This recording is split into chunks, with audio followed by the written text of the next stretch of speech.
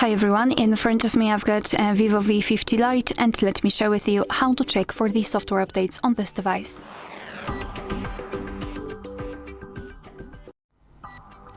So first of all, make sure that you've got the internet connection, and simply for checking if you've got the updates pending, you can use Wi-Fi or mobile data. However, if you will decide to download the update, I highly recommend to use Wi-Fi.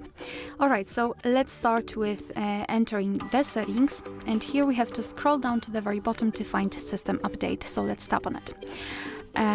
Okay, let me go back, cancel.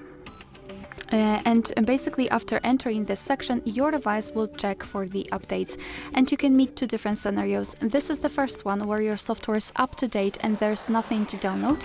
Your device will show you this information that you've already have the latest system version. And the second scenario is where your device will actually find the update. It will show you the information about it, what has been fixed, what has been added, and then you will be able to tap on download or install and apply the update.